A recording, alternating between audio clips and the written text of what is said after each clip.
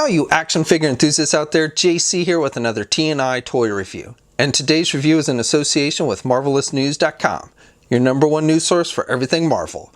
And for today's review, I'm going to be taking a look at the brand new Marvel Legends 6-inch X-Men 2-pack featuring Colossus and Juggernaut figures from Hasbro.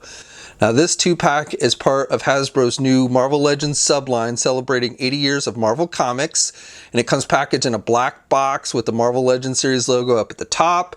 In the very right corner you've got the Marvel 80 years anniversary logo. The figures are clearly displayed in the window box, and then down below you've got the names of the characters and the X-Men logo. On one side of the packaging you've got some classic comic book art for Juggernaut, and then on the other side you've got classic comic book art for Colossus. Then on the back of the packaging you've got a look at issue number 102 of the X-Men, which featured Juggernaut and Colossus facing off against one another, and then you have brief bios for both characters in multiple languages. So here's a look at the bio for Colossus and then for Juggernaut.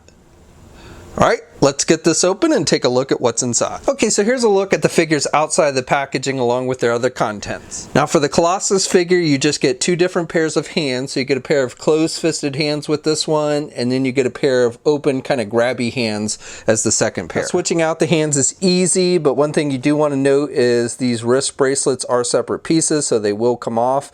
Now one thing I want to note here is you'll notice that I've got a lot of silver paint that's washed onto this bracelet. The bracelets are made with just rubber material, and hopefully that's just with mine, but something you might be wary of. And then switching out the hands is just like we always see. You just pop it out and then you just pop in the alternate hand, and it should pop right into place and does fit nice and tight. And then for Juggernaut you also get two different pairs of hands. So once again you get a pair of closed-fisted hands for punching people, because that's what Juggernaut does, and then you get a second pair of hands that are open. The left hand is more open, the fingers are more open, and the right hand is more of a grip type hand.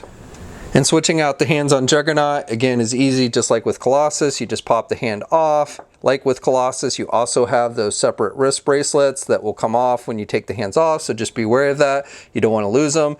And then you just pop on the alternate hand, and again, will fit on there nice and tight. Now the Juggernaut figure also comes with two different head sculpts. So you get this one that's attached to the figure when you take it out of the packaging, and this has the helmet on it. The helmet is not removable. You can see a head sculpt underneath there. The helmet is made with a soft plastic, so that is a little different from the previous Juggernaut that we got, the Build-A-Figure one.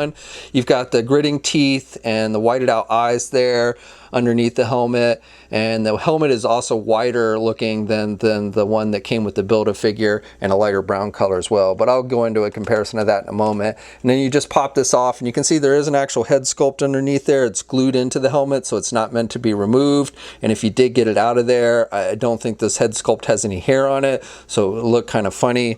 But again, you get this normal one, and then you do get an unhelmeted head, but he's all beat up with this one. So he's got the black eye there on the right eye with the purple underneath it and everything, and his teeth are kind of bloody here on the left side.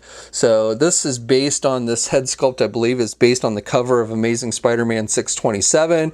In that issue he gets beat up by the Captain Universe. So I don't know, it's kind of an obscure thing. I would have almost rather had just a normal Kane Marco unmasked or unhelmeted head sculpt, or a head sculpt with a removable helmet. Now you do get a helmet with this beat up head sculpt that goes along with that look. It's all torn up. The side of the helmet's been ripped out and everything. You've got some metallic silver. Again, this is done with a soft plastic, and if you want to put the helmet on there, you just kind of sit it on top, and it does fit on there pretty good. And again, this looks like the cover of Amazing Spider-Man 627. Okay, now for the figures themselves, starting with Juggernaut. So this Juggernaut figure is essentially the same figure that we got with the Build-A-Figure version. It's got some different paint applications, and it's got the different head sculpts, and you get the extra pair of hands, but the actual body is exactly the same. The only difference is you don't get the belt like you did with the Build-A-Figure version, and then you can see the browns and the reds are darker on the Build-A-Figure version. The heads are completely different. Again, the helmet, this helmet is made with a harder plastic and it's not as wide. This looks more like his traditional older self, again without the belt and everything, but figure wise these are the same figures, just kind of repainted. Now for the Colossus figure, this seems to be mostly a new figure. It does reuse some of the same parts from the previous Colossus figure that we got. The arms are the same. You have the different wrist bracelets, but the arms themselves are actually the same. And then you have the same head sculpts painted differently. You've got a lighter shade of silver on the new figure and the eyes are painted differently, but the sculpts themselves are the same. And then for the rest of the figure, the torso and the legs, they do appear to be new, or at least not reused from the previous Colossus that we got from Hasbro. And overall, I think they've done a pretty good job. I have a little bit of sloppy paint on my figure at various points. I've got a lot of bleeding of red into the yellow. So you've got the shirt here with the red on the sides and the yellow down the middle. And you can see here, there's a little bit of red bleeding over on the yellow. And he's got the pointy tips here at the shoulders with this shirt, and that's done with a rubber type material. So that looks pretty good. He's got the belt, which is a separate piece. He's got the X-Men X belt and the metallic gold and red. And again, I've got some red bleeding through here on the metallic gold. He's got the red shorts underneath there. And then he's got the knee-high boots, and these flaps over his knees are made with a softer plastic. Again, I have a little bit of bleeding of red through the yellow there. But, you know, overall, I think it looks good.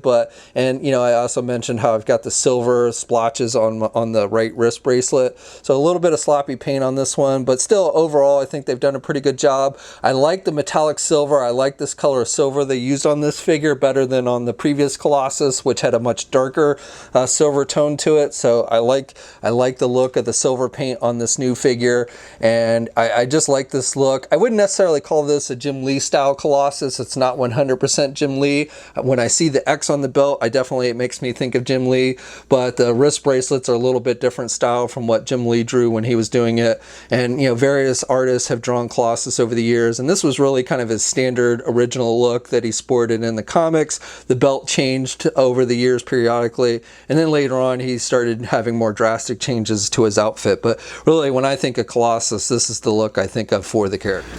Now these figures scale pretty good with one another. Juggernaut is taller of the two, as he should be, and he stands right about 8 3/4 inches tall and is the same height as the Build-A-Figure version that we got. And then the Colossus figure here stands just a little bit under 8 inches tall, right around 7 3/4 inches. So here's a comparison again with the two different Juggernaut figures, and again you can see they're pretty much the same height. And then here's a comparison with that most recent Colossus figure Hasbro did, and again these two figures are pretty much the same height. However, you'll notice this new figure is a bit wider than this previous one. Here's a comparison of the Onslaught Build-A-Figure, and you can see Juggernaut is taller. I would say the Onslaught figure is a little bit on the small side. Here's a comparison of the new Beast figure along with this new Colossus figure, and Colossus is taller. And finally, here's a comparison of the recent Tiger Stripe Wolverine as well as the recent vintage X-Men 90s Storm figure. Now for articulation, starting with Juggernaut, it's going to be exactly the same as the Build-A-Figure version, but we'll go over it. So you can turn the head to the left and to the right.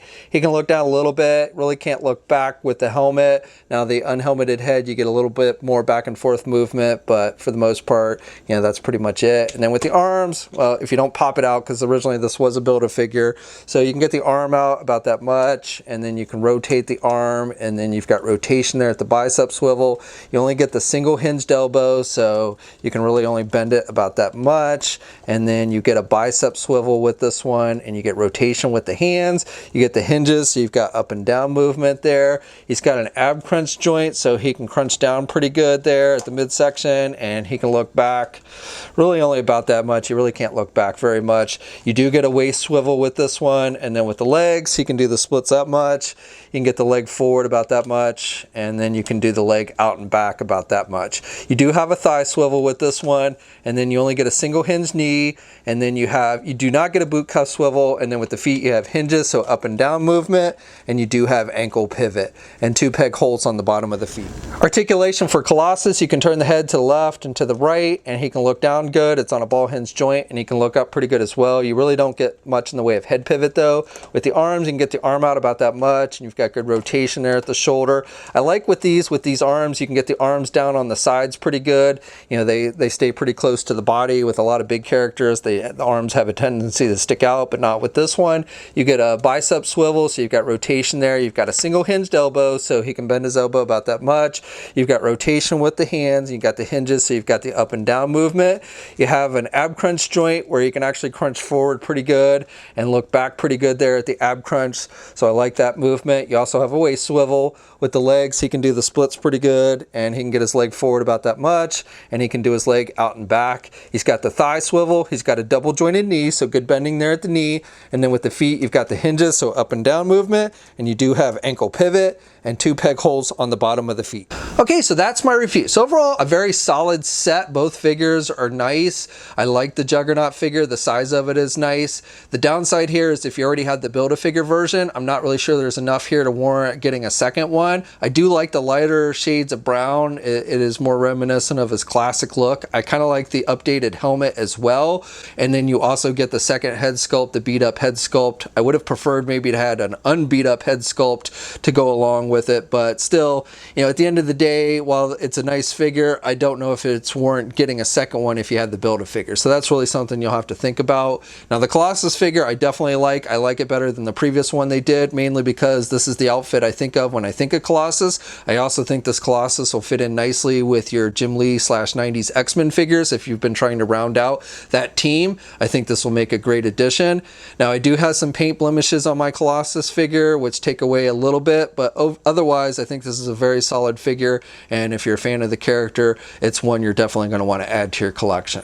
Now this set has started to see a limited release. The official release date isn't until the end of this month or early next month. We'll have a full image gallery up at marvelousnews.com. I'll have a link in the video description for that. You can also follow me on my Facebook, Twitter, and Instagram accounts. I have links to those in the video description as well. Subscribe to the channel if you haven't already, like the video if you're so inclined, and hit the bell notification so you're alerted every time I upload a new video. And until next time, guys, I'll catch you later.